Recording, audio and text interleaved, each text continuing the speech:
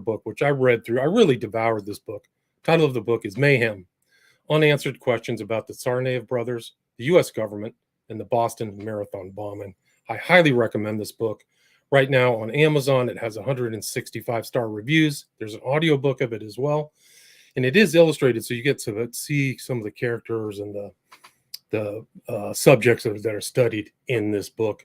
And it's also a Steerforth Press book. I've done a lot of interviews with really great authors, and I'll probably put some of those in the show notes as well. But Michele R. McPhee is a screenwriter and best-selling true crime author. She's a 5-time Emmy-nominated television investigative producer in Boston for ABC News and an award-winning columnist, as well as a contributing editor to Newsweek and writer for Boston and LA magazines. She wrote episode 5 of Showtime's City on a Hill in season 1 and continues to consult for season 2 while writing her first HBO pilot, The Beast, based on her reporting contained in an upcoming book about the MS-13 street gang. And she was really on site. I mean, it's interesting, in the intro to this book, she was having coffee in the real location of where these bombs exploded on April 15th, 2013. And some of her other books are, where are they? She's written many other true crime books. So I highly recommend people go look them up on her Amazon page. I had them listed. I don't know what happened to my Amazon list. Here it is. When Evil Rules, Vengeance and Murder on Cape Cod. Also, A Professor's Rage, the chilling true story of Harvard PhD Amy Bishop, her brother's mysterious death, and the shooting spree that shocked the nation. Also, A Date with Death, the secret life of the accused Craigslist killer.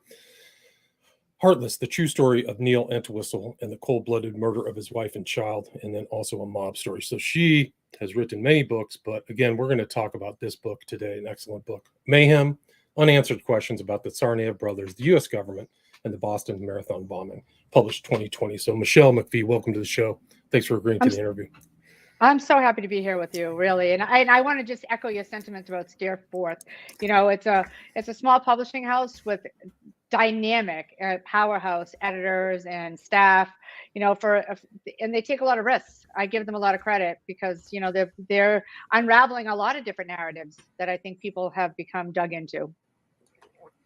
And we talked about that in the pre-show about the killing of the young gay guy that was supposedly a hate crime, but he was like a drug dealer in Colorado too, right? Yeah, there was some. I mean, look, that was a case that really, I think, mobilized a movement, as it should, because if it was a hate crime, and I'm sure there were elements of a hate crime in that terrible, grisly murder, but there was a lot more to the story, and I think that's what Steerforth does very well.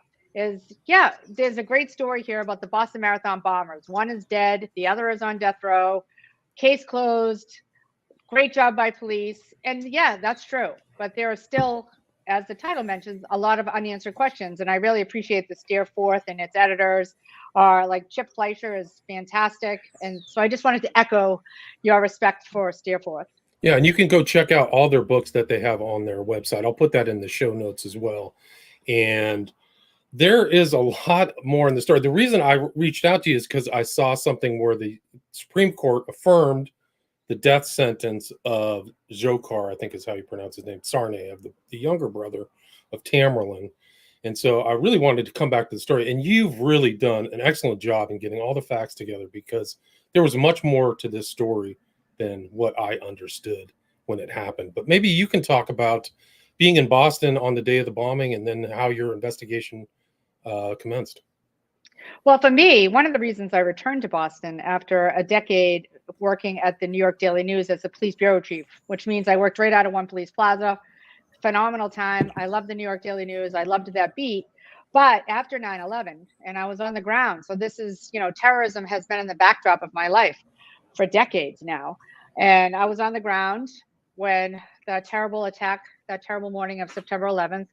And because I covered police and fire in courts, you know, 343 firefighters died and 23 New York City cops and 37 Port Authority officers and an FBI agent. So these were people that, some of whom I knew very well, some of whom I considered friends. And to this day, there are unanswered questions about 9/11 that our own government refuses to reveal. If you imagine a world where we have 9/11 victims who are suing to get information and intel and classified records, and our own government is thwarting them in these efforts. And that to me is unacceptable. And so when I come back to Boston, on Boylston Street, Patriots Day is an amazing day in Boston. It's a uniquely Boston holiday. It celebrates the birth of our freedom, and it's a great day. The Red Sox always play. The marathon is always run. This is a worldwide event in Boylston Street. And that eerie photo that we're looking at right now, William, it's like I still get chills from it. The abandoned baby stroller. To think about Boylston Street looking like Baghdad still haunts me. Imagining, puzzle pieces of amputated limbs on the street, the spot where an 8-year-old boy and 2 young women died. Like, this was stuff we don't see. You might see this terribly in Israel or in other parts of the world, but certainly not on Boylston Street in Boston. And having been on the ground on 9/11, this scene was so much more gruesome because we didn't see the bloodletting. It was awful to see people have to make that terrible decision to jump from the high towers, from the higher floor of the towers to their deaths. And obviously it was a terrible loss of life, but there wasn't the blood and the grisliness that we saw on Boylston Street. So it was a terrible day. And it was amazing. Sorry to interrupt, but like a lot more people were injured than I had known. I didn't know that like 275 people were injured. Many amputees and pellets, and the bombs were designed to make sure that the skin was burned. So they were sophisticated weapons, right? They were very sophisticated weapons, which is one of the reasons why I think the unanswered questions are important. The government says they don't believe that the Tsarnaev brothers built these weapons, which prosecutors described as designed to create maximum harm, and certainly they did. And I truly believe if we weren't in Boston, the death count would be a lot higher. It was amazing, the response. We had an emergency room doctor who was a combat veteran. He was a combat medic. He ran the marathon. Then he ran to Mass General to save the lives of some of the amputees. And in the end, 17 people were left amputees, 4 of them double amputees. And, the testimony, it was absolutely heartbreaking about how the youngest victim, who was Martin Richard, how he died. And his brother, Henry, this year just ran the marathon, which was a very beautiful story in Boston. And he ran, of course, in honor of his brother who lost his life that day, and his little sister, Jane, who lost her leg that day. And the testimony was something that really propelled a lot of law enforcement and myself to get mad. Here's a little boy who his body is ripped to shreds by the bomb that was dropped by a smirking Jahar Tsarnaev. So when we want to talk about the death penalty, I think what a lot of people should do, maybe, in order to understand why the jurors felt the way they did, is take a look at the photo of suspect White Hat, as they call Jahar Tsarnaev, smirking. He dropped his backpack behind a row of children, including Martin Richard and Jane Richard. He's smirking at a tree. And when his brother detonated the first bomb at 2:49 p.m. Patriots Day 2013, 12 seconds later, Jahar giggled and set off the second bomb that killed that killed Martin Richard. And, the parents, the testimony was so horrifying because the dad talked about how he had to make this terrible decision to leave his dying son behind so he could get his daughter, Jane, to safety and save her life.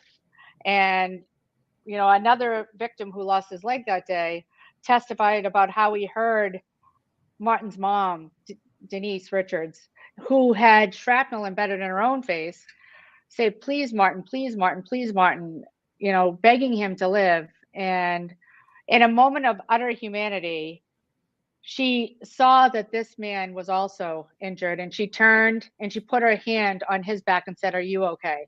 And when I think about that, like, this poor woman, she's injured. Her son is, taking his last breaths, and she still turned and had compassion for another man that was from Massachusetts. And I think that those are the stories that I opened the book with. And I know you read it, William, and I appreciate that.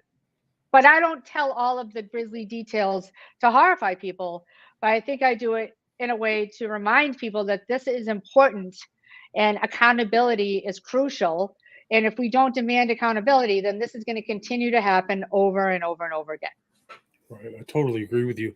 And can you kind of talk about like that day? The Tsarnaev brothers were known as White Hat and Black Hat, and you kind of start off the book with the bombing and then how the investigation developed, because they didn't really know, or well, allegedly, right, certain different agencies may have known more than the local police. Would you agree with that? Or well, let's start with this. I've been a reporter for a long time. You've been an investigator. The JTTF, the Joint Terrorism Task Force, and the Counterterrorism Unit had received information about Tamerlan Tsarnaev. If you recall, and this is kind of extraordinary in the current context of world, what's happening in the world, the Russians warned us in March 2011 that they had intercepted some pretty alarming text messages between Tamerlan Tsarnaev and members of the jihad who were in the forests, which is terrorist parlance for training camp. So Tamerlan was texting with a young jihadi, a mujahideen named William Plotnikov. He was this Canadian kid whose parents were desperate to make him Western, but he returned to Russia and he joined the jihad. And the parents of this Canadian called the Russians and said, please help us find our son. They pick up William Plotnikov, they grab his phone, and they see that he is exchanging text messages with a guy in Cambridge, Massachusetts named Tamerlan Tsarnaev. That information was shared with the legal attaché of the FBI in Moscow in March of 2011. And according to the FBI in Boston, the CTU, the Counterterrorism Unit, opened an investigation and interviewed Tamerlan and his family multiple times. In September, you may recall in the book, there was this bizarre, crazy murder. 3 mixed martial arts fighters, like these were strong kids. And they were, dabbling in drug dealing, and they were very close friends with Tamerlan Tsarnaev. 3 men found on the 10-year anniversary, and I'll never forget this. Well, my source called and said, Michele, it looks like an Al-Qaeda training video in here. It's a leafy suburban block in Waltham, Massachusetts. We don't know what the hell happened, but we know that there are 3 guys here nearly decapitated. 2 of the Jewish victims were mutilated sexually, and there were drugs and money left behind in this house. Well, as it turns out, Tamerlan Tsarnaev was identified at that time as one of the prime suspects by the victims' families, because one of the 3 victims, Brendan Mess, was his former roommate and a close friend of Tamerlan's. And Tamerlan would often describe him as his only American friend. They were seen at a lot of boxing matches and MMA fights, but he didn't show up at the memorial. And that raised some eyebrows, and families shared that with investigators, but for some reason, nothing happened. That same month, September of 2011, September 11th, the 10-year anniversary of the Grizzly attacks, that same month, the CIA got a letter from the FSB saying the exact same thing, only worse. Now it's not only Tamerlan who is corresponding with members of the jihad in his motherland, his crazy mother Zubadat is also starting to exhibit signs of radicalization. And this letter said, we believe that Tamerlan is going to come to Russia and join the jihad. Now, this brings up the question, to go back to your very earlier question about the identification. If you or I interviewed someone multiple times in 2011 and you had an open case on them, wouldn't you recognize the guy? Let's start with that. So. I would think so. Yeah, wouldn't you recognize the guy? Let's add to that, Tamerlan had an arrest record because, he was dating 2 women at the same time, one being his widow, Catherine Russell, Katerina Tsarnaeva, she lives under now, and another woman. And he was arrested in Cambridge for slapping that woman. She dressed too provocatively on her way to a party. He told her to change. She said no, and he smacked her around. So he has a police record. So, William, you also know we have something called FBI facial recognition that costs tens of millions of dollars. So the fact that he had a mugshot, and we had a clear picture of Black Hat, and we had investigators who talked to Tamerlan, well, a lot of police officers did not believe for 1 second that the FBI didn't recognize this guy that they had an open case on. Then we go to a meeting, and if you listen to my podcast, mayhempod.com, you can get that podcast. Ed Davis, the police commissioner, tells a very compelling story because he's an honest and brave guy. And he said that he was at a command staff meeting There were photos being discussed. They had photos Tuesday night. He said, why aren't we releasing these to my guys? We're going to leave my cops out there blind. Why are we doing that? He asked for the name of the Department of Justice official who wanted to keep these photos secret. He wrote it down. I think Ed Davis described himself as the skunk at the lawn party because he was very angry. And he said someone's going to get hurt. Well, we all know that on April 18th, someone did get hurt, and his name was Sean Collier. And he was an MIT police officer who was assassinated in cold blood on the campus of MIT. So the questions started right then and there. Did the FBI know who these men were, who these bombers were? And they didn't share that information with law enforcement on the ground, which left Sean Collier in a vulnerable position to be executed in cold blood 3 weeks from his dream job of joining the Somerville Police Department here in Massachusetts. Right. And it's even a larger question as why the two brothers were at MIT as well. Like, what were they doing over there too, right? Well, it's interesting too, because it's still questions I couldn't even answer. There was a MIT student who was a fellow Chechen who was supposed to be called to testify in the Jahar Tsarnaev trial. He vanished. They couldn't find him. The government couldn't find him. The defense couldn't find him. There's the former MIT employee, Daniel Morley. I mean, William, I don't know. I'm sure you read that chapter. I did. Something. I mean, is it not nuts that Yes. this guy, Daniel Morley, is still walking around? Yes. Especially with the unanswered questions. Who built the bomb, right? That's like the fundamental question. There's no evidence that these two had the skill to make this kind of anti-personnel bomb, right? There's no evidence that they had the skills, and there's no evidence of a bomb factory except for in one place. And that place had nothing to do with the brothers. 55 days after the Boston Marathon, the Topsfield Police Department got a call about an EDP, which NYPD guys know, emotionally disturbed person. So there's a elderly woman climbed out of her bedroom window in her bathrobe. A short time after that, her companion climbed out of the bedroom window. Both of them had been attacked by Daniel Morley.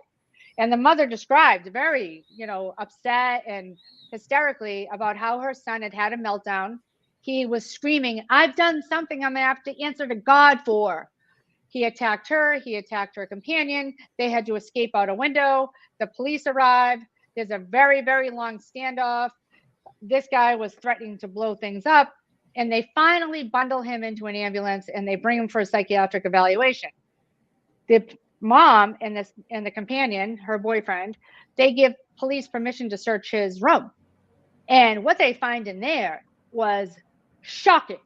Let's start with the fact that there was a 12-quart pressure cooker next to a bag of fertilizer, hidden in a bag in his closet with several sets of rubber gloves.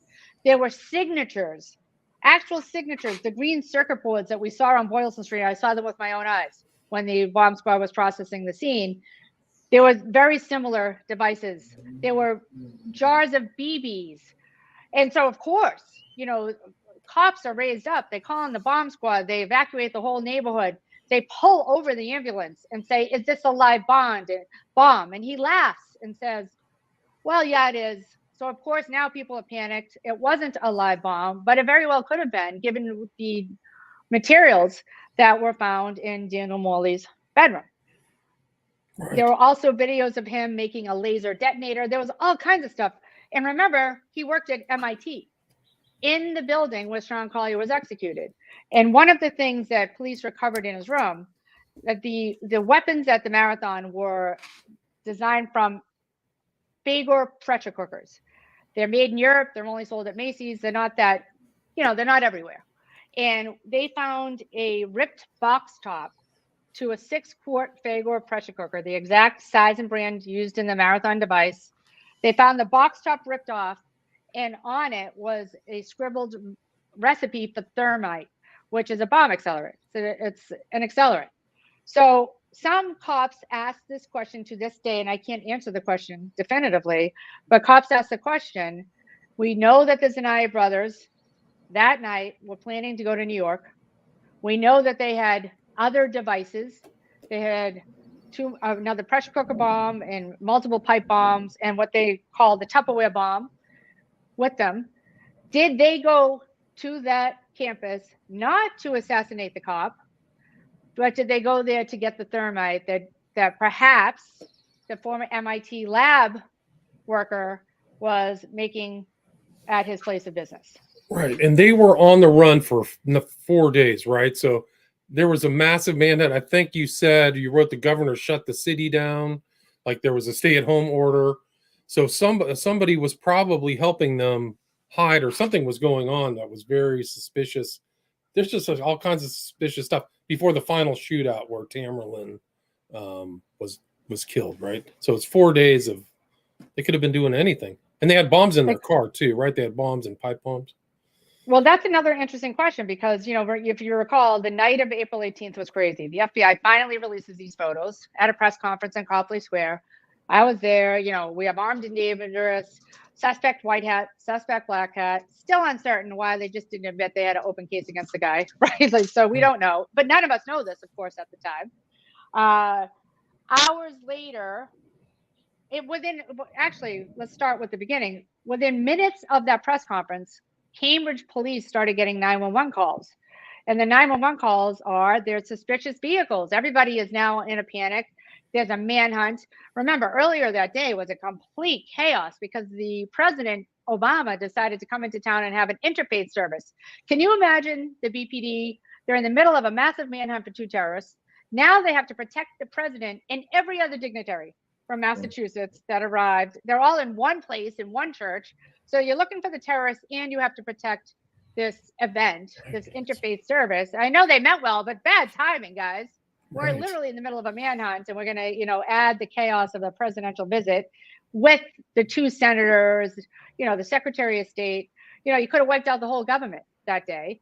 But so there was a lot of chaos. They released the photos after the president leaves. And then the Cambridge police start getting 911 calls.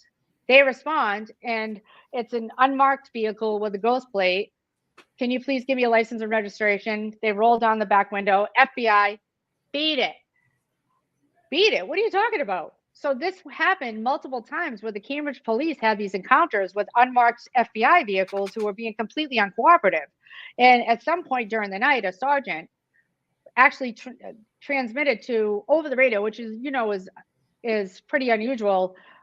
These mother bleepers are here and someone's going to get hurt. And this is the second time someone predicted that there would be someone getting hurt because the FBI was around Cambridge and they weren't telling the cops why. Right. And to me, that's unconscionable. Right. So there's no communication between these agencies, and it's really incredible. So the shootout, the final shootout was like 200 bullets. People were going crazy. And Joe Zokar almost dies, right? He's found inside a sailboat or some type of boat in the back of somebody's house, right? Well, it's interesting because, you know, the podcast came out after the book. I became friends with a SWAT team commander named Jim Baglica. And Jim Baglica had also been on the Waltham Police Department during that bizarre triple murder I told you about on 9/11/11. So Jim swears, and I have the map. I think you might have seen it in the photo insert you mentioned, that day it was chaos. The city shut down. There's a stay-at-home order. You know, there's this wild bomb and bullet battle. You know, the Tsarnaev brothers were throwing bombs. Pressure cooker embedded into the side of a car. People who are watching TV in their house. One of them, literally, they're watching coverage of what's happening outside on their street, and a bullet pierces their television set, flies through the window and pierces the TV. So this is really, really crazy. And Sergeant Jeffrey Puglisi, who's also on the podcast, an amazing story. You know, he fires skip shots, which takes a very skilled gunman to be able to pull this off. But he fired under a car, bounced up, and hit Tamerlan. So Tamerlan's and I have the older brother, Black Hat. He shot 9 times. And he's still alive, believe it or not. And they're about to arrest him, and they hear the gunning of an engine. And somebody yells, "Watch out, Sarge!" And Puglisi has to drop Tamerlan's belt buckle because they have him. They're trying to get him. And next thing you know, they jump out of the way just in time for the younger brother, Jahar, to run over his older brother and drag him. Now, if you can believe this, Tamerlan is still alive. The ambulance driver describes how in the ambulance he was fighting them and growling like a bear, shot 9 times, run over, scalped. We've seen the grisly autopsy photos of how badly wounded he was, but he was still fighting in that ambulance until he was pronounced dead at 1 a.m. on April 19th. And what was interesting on his death certificate, and it's one of those things that bothers me, as it says right on his death certificate, occupation never worked, because it was the entire family came into the United States and were well taken care of by the U.S. taxpayer. None of them ever had a job. You know, they got a free ride, like Jahar got a free ride to UMass Boston. Everybody was collecting welfare. They had a Section 8 voucher for that house they lived in on Norfolk Street. And William, we can go down that. And that's another mystery too, right? Because he was driving a Mercedes, right? He was driving a Mercedes. Right. So you've thought maybe he was an asset of either the FBI or the CIA for some years. Like he was making money some way. Nobody really knew. He was supporting a wife and a kid, or supposedly. Well, remember when we got those 2 letters from the FSB, one to the FBI and one to the CIA, Tamerlan Tsarnaev was put on a terror watch list, partly because the Russians were like, we think he's coming to Russia. Well, guess what happened in January 2012? He went to Russia. Which, I mean, this raises a huge question for our Homeland Security, and the answers we're getting are unsatisfactory. How did a guy on 2 terror watch lists, and remember, one of the major recommendations, and this should infuriate everybody, one of their major recommendations in the 9/11 Commission report was do not allow people who successfully receive political asylum on the basis that they are going to be killed if they return to their homelands, travel back to their homelands. With no passport, right? With no passport. Tamerlan traveled on a green card. It's crazy. They never implemented that recommendation. Tamerlan Tsarnaev goes back to the country that his entire family said, we have to leave Russia because they're going to kill us. We're on a hit list by Putin. They want to kill us. And they went back to the very place that they said they needed to escape from. While Tamerlan is there, you know, there's a bunch of crazy stuff he was doing, like wiretapping his family. Because I don't know about you, William, but when I go visit my family, I wear a wire. Right. Oh, that's normal. Wear a wire, wiretap the family, keep records on your computer of it. Sure. And then the person he was wiretapping, who just happened to be the leader of a jihadist group, the Union of the Just, which didn't exactly, they sympathized with the jihad and maybe provided financial support. And the crazy mother, her cousin was the leader of the Union of the Just. And what a coincidence. When Tamerlan flew out of Russia, he got locked up. But let me just mention that before Tamerlan flew out of Russia, the day before, remember the Canadian William Plotnikov he was texting with? Well, there is a massive counterterrorism raid on the compound that Plotnikov and other jihadists were training in. Everyone in the compound dies. A Russian Interior Ministry officer dies. This is a very long gun battle that you can find video of on YouTube. Oh, wow. And who gets out of town the very next day? Tamerlan Tsarnaev, with a one-way ticket. And he breezes through customs without a passport, on 2 terror watch lists, returning from a hotbed of terrorism. And he looks completely different from the man who left the United States. He comes back with a long beard. Soon after, he's starting to wear, you know, typical Muslim garb. There were a lot of warning signs about this guy, but miraculously, he's suddenly on the fast track to citizenship that he's not eligible for because he slapped his girlfriend in the face. Right. And it actually goes deeper than that, because his father, who was kind of, he seemed to be like under medical care or taking like psych meds or whatever. His father was brought to the U.S. by his brother.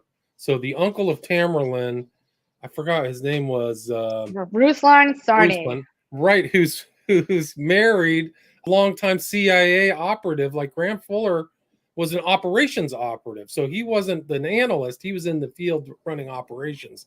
So there's one point he was like in charge of the DNI. He was the deputy of national intelligence for Ronald Reagan. This guy, Graham Fuller, is very famous because his claim to fame, and this is something he's written about extensively, so I'm not talking out of school, but he truly believed in the mission of arming the Mujahideen to fight the Russians. So he's been doing this since Osama bin Laden.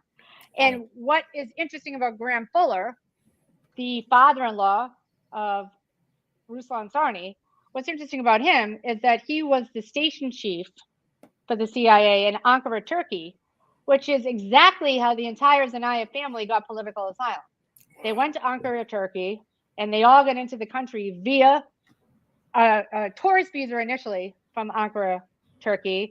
And if you look at the timeline, the whole family arrives in 2002, except for Tamerlan, who stays behind in Ankara, Turkey, with his uncle Ruslan and Graham Fuller for 6 months. Wow. I didn't know that. I missed or oversaw that. Wow. So he was at 6 months in Ankara. And Fuller is like, yeah, he's, I mean, huge. It's really incredible. So he had some kind of connection is all over this. Yeah. Even the house, remember, even the house on Norfolk Street that they lived in was owned by a KGB defector who was Graham Fuller's Russian studies professor. Is that a coincidence? Wow, that's crazy. And there was also, I think, Dzhokhar went to school at UMass with another CIA agent who was there. It was Brian Glynn Williams. Yes. So yeah. Oh, it's just he was supposed to testify, but he never showed up. Yeah, and then I think Fuller went to RAND, so he was research and development type stuff, like real high end intellectual. I didn't know that he had a 6-month relationship. Well, I'm sorry, I get so excited about this, but you know that Brian Glynn Williams was given a speech in Russia, and according to Russian intelligence reports, Tamerlan attended that speech in Georgia. Wow. And it was put on by an umbrella of Jamestown, which we all know is, Jamestown Foundation, right? Yeah. Oh, wow. It's really mind-boggling. His background was really incredible because Tamerlan was a Golden Gloves winner, right? He was an American citizen, but he was a really skilled heavyweight fighter. I think that's what we need to look at when we look towards motive. Why would he do this? Because on paper, let's look at he's an intelligence officer's dream. He provided good intelligence. Let's be real. We know that he was a member of a very controversial mosque with it was started by a convicted terrorist. And then there were a slew of convicted terrorists who moved through this mosque, including Lady Al-Qaeda, Afia Siddiqui, including, the spokesperson for ISIS, who was taken, Ahmad Abu Sama, who was taken out in a drone strike. So the mosque that Tamerlan was attending, many believe as a mosque crawler, reporting on, because he would create a commotion and then report on who came to him and agreed with some of his radical ideals. Then you look at what happened in Russia. Those men, William Plotnikov and his compatriots, they were horrible human beings. These were people that were killing civilians left and right, blowing up police officers. They would blow up a train. So the people who died in Russia, I think counterterrorism officials were definitely celebrating that mission. And then he comes back here and he is desperate to become a citizen. We know this because he participated in a photo essay called Willed Box for Passport. He wanted to fight for the U.S. in the Olympics, and he probably could have. He was a very skilled boxer, as you mentioned, heavyweight champ, twice of the Golden Gloves, but he couldn't fight for the U.S. because he wasn't a citizen. So I think that he had a lot of motivation to become a citizen. I think he was promised citizenship, and I think when he got back from Russia, he got a letter saying, hey, congratulations, your oath ceremony is going to be October in 2012. He shows up. Oh, no, sorry, we have some paperwork snafus. He went to the USCIS building numerous times thinking he was going to walk out of there a U.S. citizen, and there was some sort of snafu every time. The final time was in January, and we know that in January 2013, just weeks before the bombing, we know that he had a full-on meltdown in that office. He demanded a name change application. He changed his name to Muaz, which was the name he was using in Russia, his undercover name. He changed it officially to Muaz, stormed out of there, and we all know what happened on Patriots Day 2013. Wow, yeah, that's amazing. So he selected that day specifically as kind of like, anti-American thing because it was a super patriotic day in Boston, right? I mean, who knows what's in his mind, but it certainly seems like, look, my grandfather used to always say, if you go to a barbershop long enough, you're going to get a haircut. And I think that Tamerlan was straddling these two worlds. When he arrived in the U.S., he was just like what we would call a Eurotrash kid. you know, he hung around on Newbury Street, he dressed flashy, he dated girls, he smoked a lot of weed. And then suddenly he's attending this radical mosque that has known associations with terrorism. He's wiretapping his family members who are promoting terrorism. He's spending a lot of time with crazy people who believe in the jihad, like his mother. So who knows? I think he felt betrayed. I think many people believe, and that he could have felt betrayed, that he didn't get a citizenship as promised. He felt like he earned it. And when he left Russia, Doko Umarov, who people might know as the Russian Osama bin Laden, he had like a Drudge report, a terrorist portal called Cavcats. And Cavcats had a report about that raid that killed William Plotnikov in Udmurtia. And the report said that the aggressors were led to this house by an informant. So in Russia, they're talking about an informant. Tamerlan beats beat, in the words of Congressman Bill Keating, and leaves town right after this raid. And so I wonder if he's sitting around knowing that people, his own family knows he's an informant. He's sitting here, he's waiting for his citizenship, and he keeps getting, in his mind, he keeps getting, you know, jerked around, and he's not getting what he was promised. And I think he just got increasingly angry. But we'll never know this, because I think the most important thing, and this is the thing that I remain apoplectic about, is that the FBI refused to cooperate with congressional investigations. And that's the big overarching part of this. How is it possible that FBI officials can ignore congressional subpoenas in classified and unclassified settings? And if you listen to the podcast, you can hear the outrage. When was the last time you had Michael McCall, a Republican, and Bill Keating, a Democrat, agree on anything? These men were furious. They were furious. They say, you know, this information does not belong to the FBI. It belongs to the American people. It got so bad that a bipartisan delegation of federal lawmakers had to go to Russia with Steven Seagal from Hard to Kill, the actor. With Steven Seagal had to bring our lawmakers to Russia, where they returned saying that the FSB gave them more information than the FBI. That's unacceptable. Wow. It is unacceptable. It's a really incredible. And what's your position? Like, there's a lot of rumors around the internet that this was kind of like a staged event, or that these are actors. It's not. These people were really injured. That is the most asinine. You know what's sad about that? It really makes me angry, because look, first of all, I know the victims personally. So it's ridiculous. Right. I don't even want to say it out loud. It's so dumb. Yeah. It is so dumb. It makes me angry. But the reason that people are not looking at this case more diligently, I think, is because of that nonsense. Interesting. I really think that you get lumped in if you ask real questions. It's immediately like tinfoil hat conspiracy stuff. And this is not a conspiracy. This is, as you can see, every single thing in my book is documented. Right, yeah. Every single thing I say in my podcast, you can go to mayhempod.com and look at the evidence yourself. This is not some nutty idea. Right. No, I mean, you have it very diligently researched and footnoted. Even I was surprised you had a footnote of you talking to Graham Fuller. All that stuff is in there in the back, so people can go through it. It's mayhempod.com is your podcast, right? Yeah, that's it. Mayhempod.com. I mean, it's an amazing book. I really enjoyed reading it. I mean, I really, like I said at the intro, I devoured this book. It was fascinating. And there was a lot of these elements that I didn't know. And unfortunately, I think some of that internet rumors bled into my mind. So this was much more clear-headed, clear thinking. So I really got a grasp on this. Well, you're not the only one, but I'm just going to say, I'll just put it to bed like this. I know these people. So personally, I've become close friends with several of the amputees, and there is nothing fake about the pain and the suffering that they go through. I've seen the x-rays of Mark Fukaril, whose body is still festooned with BBs that seared into his flesh. You know, it's just the pain and the suffering that I was there. I mean, I literally saw it with my own eyes. So when people make those allegations, I become incensed, because it's just stupid, frankly. It really is. And the stupidity of it is just diminishing the real questions that need to be answered by the FBI. Right. I mean, right. Good point. I think that's a great way to end it. And where's the best place for people to get the book? I know there's a book, Kindle version, and audiobook. So people have choices, right? Yeah, they have choices. You can get it anywhere at Amazon or Barnes and Noble.